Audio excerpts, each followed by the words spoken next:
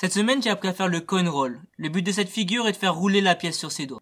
Avant de te montrer toutes les méthodes qui m'ont permis d'apprendre ce mouvement, il y a une question primordiale que je me suis posée. Quelle pièce est-ce que je veux utiliser?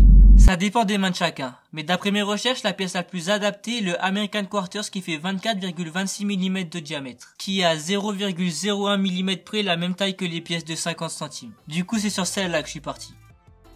Pour réussir le coin roll, il faut d'abord commencer par placer la pièce sur la première phalange de ton index. Le but ensuite est de récupérer le petit bout de pièce qui dépasse avec le majeur, puis de la laisser tomber dessus. Après, il faut répéter le mouvement, et une fois que la pièce est placée devant le petit doigt, il y a deux solutions possibles.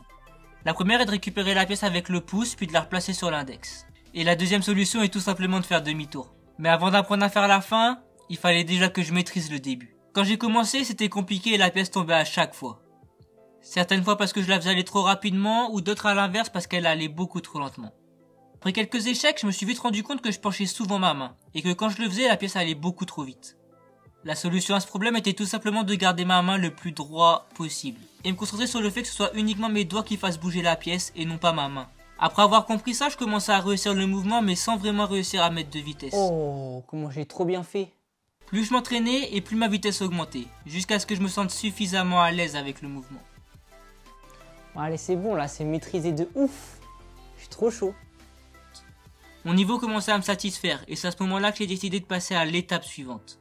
Comme je te l'ai dit précédemment, il existe deux techniques pour faire le retour. Et la première que j'ai voulu apprendre est la plus simple mais aussi la moins impressionnante.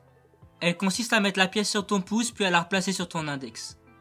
Pour le faire correctement, il faut que la pièce soit placée entre ton annulaire et ton auriculaire. Ensuite, il faut placer le pouce en dessous de la pièce et t'as plus qu'à la laisser tomber et à la ramener sur ton index. Je sais que ça paraît simple comme ça mais je te jure que ça l'était pas. L'étape la plus dure était clairement de placer la pièce sur mon pouce. Je le faisais souvent trop rapidement et j'arrivais pas à la récupérer. J'ai donc décidé de commencer par faire le mouvement lentement, puis d'augmenter la vitesse au fur et à mesure. Voilà, ça commence à venir. Et j'ai eu raison parce qu'après seulement 30 minutes d'entraînement, j'y arrivais sans trop de difficultés. Ce qui est bien avec cette compétence, c'est qu'on peut apprendre à la faire n'importe où. Enfin, en théorie. Évite de faire comme moi et t'entraîner à la bibliothèque. Essaye plutôt de le faire sur un lit ou sur une surface qui fera pas de bruit quand la pièce retombera.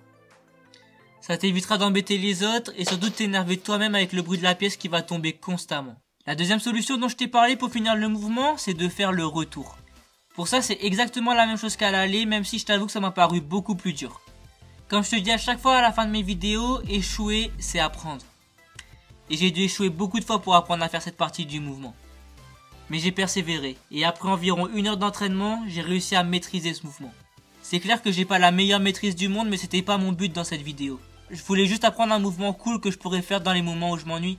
Le problème c'est que dans ces moments-là, j'aurais pas forcément une pièce de 50 centimes. Alors j'ai quand même voulu essayer avec les autres pièces pour voir ce que ça donne. Bon là j'ai devant moi toutes sortes de pièces en passant de la pièce de 1 centime jusqu'à la pièce pour prendre le caddie. Voilà. Donc on va tout tester et je vais te dire laquelle est la meilleure. Pour les petites pièces, c'est-à-dire celles qui vont de 1 centime à 20 centimes, c'était compliqué mais j'y suis quand même arrivé contrairement à ce que je pensais au départ. Mais ce que je voulais vraiment savoir, c'est si ça aurait été plus facile avec les pièces de 1 euro et de 2 euros. Pour la pièce de 1 euro, j'ai pas vraiment vu la différence parce qu'elle fait à peu près la même taille que la pièce de 50 centimes.